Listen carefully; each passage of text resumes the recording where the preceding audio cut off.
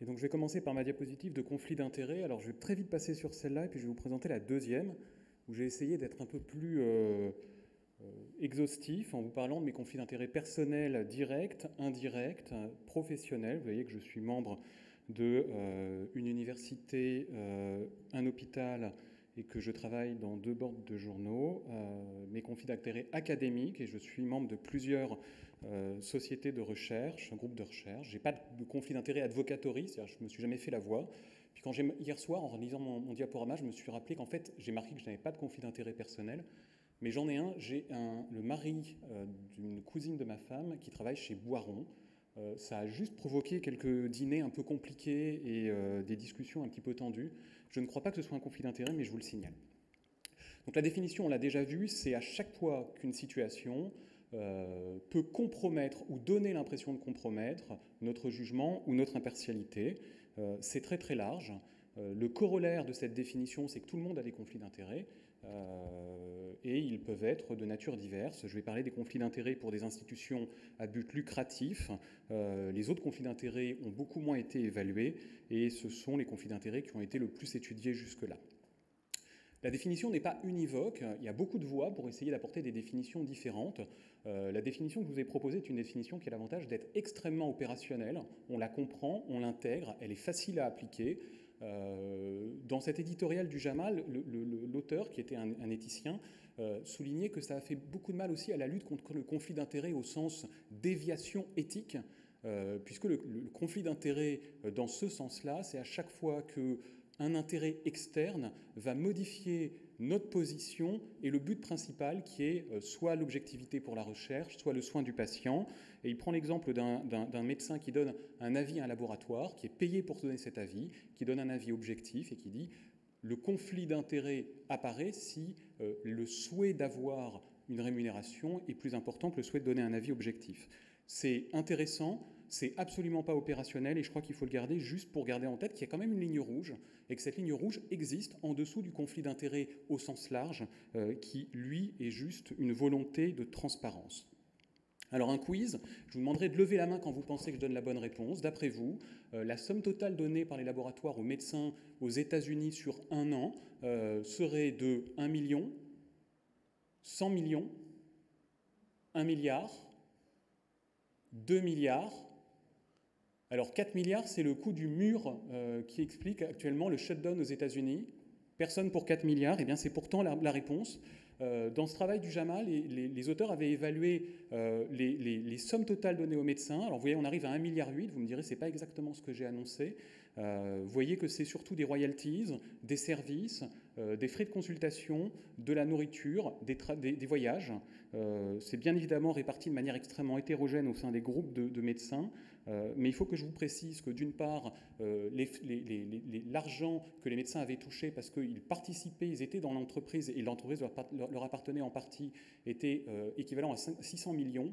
La recherche n'était que 75 millions de dollars et il y a seulement 48% des médecins américains qui avaient pu être évalués, ce qui veut dire qu'on peut globalement considérer que si c'est à peu près réparti équitablement et qu'il n'y a pas un biais de sélection, à 4 milliards, la somme totale d'argent qui était donnée aux médecins aux États-Unis en 2015, puisque cette étude avait été faite en 2015.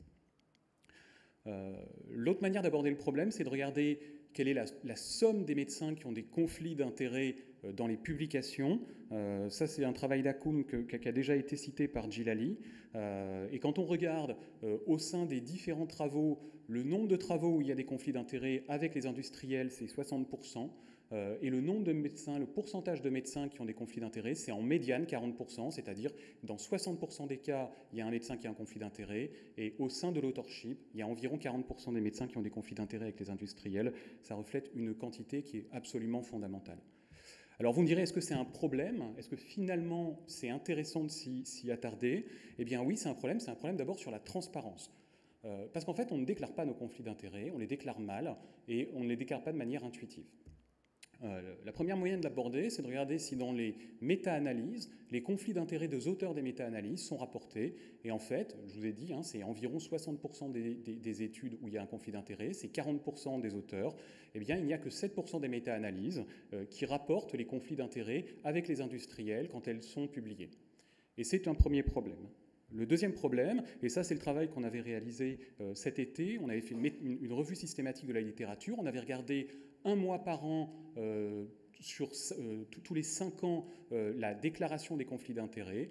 Eh bien, avant que les éditeurs décident de rendre systématique la déclaration des conflits d'intérêts, il n'y a pas de statement. Les gens ne déclarent pas des conflits d'intérêts potentiels. Et même quand on regarde la somme totale de conflits d'intérêts déclarés par les auteurs, je vous ai dit tout à l'heure environ 40 à 60%, eh bien, on voit qu'il n'y a que 10% des auteurs qui finissent par déclarer un conflit d'intérêts. Il y a probablement une sous-estimation, soit parce que les gens ont considéré tout à l'heure la distinction dont vous parliez entre le lien d'intérêt et le conflit d'intérêts, soit parce que, en tout cas, ce n'est pas intuitif et il y a un vrai problème de transparence. Et puis il faut aller plus loin, les conflits d'intérêts, c'est un risque, et c'est un risque pour énormément de niveaux dans la fiabilité de ce que l'on fait ou de ce que l'on dit. Quand on regarde les conflits d'intérêts industriels, eh bien les conflits d'intérêts industriels modifient le comparateur dans les études. Les études qui comparent un médicament versus un autre comparent quasiment tout le temps, exclusivement, le médicament d'un industriel versus un autre médicament de l'industriel, ce qui modifie bien sûr l'interprétation des résultats. Les conflits d'intérêts modifient les résultats des études. Quand on regarde les études, et selon qu'elles n'aient pas de conflit d'intérêt, un conflit d'intérêt par des sociétés sans but lucratif, un conflit d'intérêt avec des sociétés de but non lucratif et lucratif et des industriels, eh bien plus il y a un conflit d'intérêt industriel et plus l'étude est positive. Et ça, c'est trouvé pour toutes les études, que ce soit des endpoints cliniques, des études sur les médicaments ou des études sur les devices. L'odd ratio d'avoir un résultat positif est près de 6. Il y a 6 fois plus de chances d'avoir une étude positive si elle est financée par l'industrie. Quand on a un résultat d'une étude avec un conflit d'intérêt industriel, eh bien, les résultats sont encore plus positifs. Et vous voyez ici que dans ce travail, le fait d'avoir une étude financée par une société sans but lucratif, à but lucratif et sans but lucratif ou à but lucratif, augmente l'odd ratio, que c'est vrai pour les endpoints cliniques, mais que c'est vrai encore plus pour les surrogates. Regardez, 1,6 d'odd ratio en faveur de la drogue testée pour les études financées par des groupes à but non lucratif, 3,72 pour les sociétés à but lucratif. Et puis, ça ne modifie pas toujours le résultat d'une étude.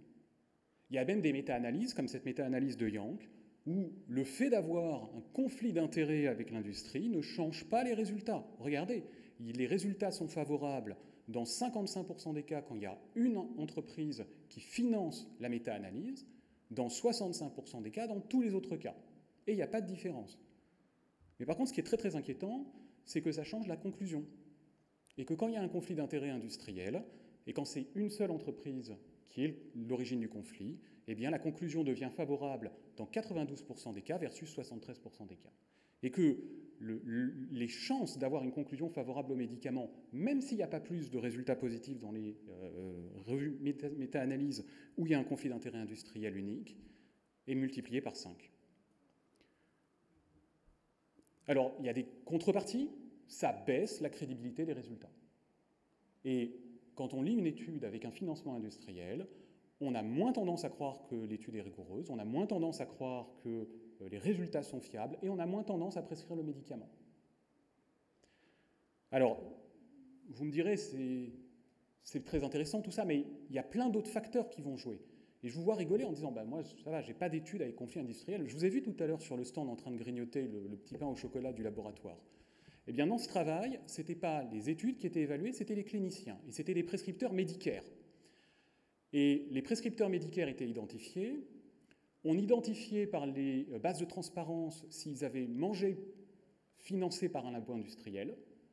On surveillait pendant 5 mois, on regardait le nombre de repas avec des labos.